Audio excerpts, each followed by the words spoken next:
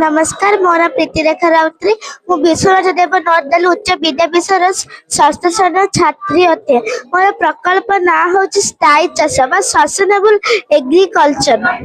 आमर एथे आमे गोटे बगीचा स्वतंत्र एक घर करके रही विभिन्न प्रकार चाष पनीपरिबा लगे परिबा। जेपरि एथे आमे कुकुड़ा पालन करछे आगे एक गाड़िया अछि जहा ढेर किछना माछ अछंती। कुकुड़ा जहा खाई कि मल निष्कासन करेंगे ताहा माछ माने खाई कि हृष्टपुष्ट और बलवान हेबे। यही द्वारा आमे कम अर्थरे अधिक लाभवान होई परिबा।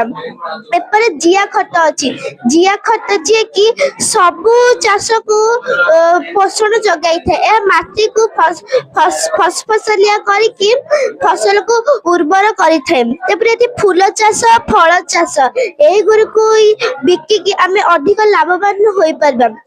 ये हूँ एक ऋतुकालीन फसल साधारणतः ये शीत ऋतु रे आमे लगे बंधा कबी जदि खरा ऋतु होता ताले आमे तरबुज लगे था।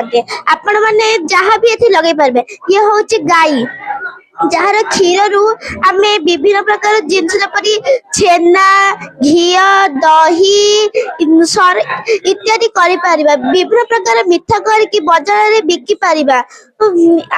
ये हूँ विभिन्न प्रकार गछ जार बड़ बड़ फसल जार कांड और पत्र को आमे बिकी अधिक लाभवान होई परिबा। आमे जेतिकी गछ काटिबा सेती गछ मन लगेबा। ये हूँ पानी टांकी जहा द्वारा कि सबु गछ को पानी जगाई थाए। यही पानी टांकी द्वारा सबु गछ भल कि बढ़ी पारे। धन्यवाद।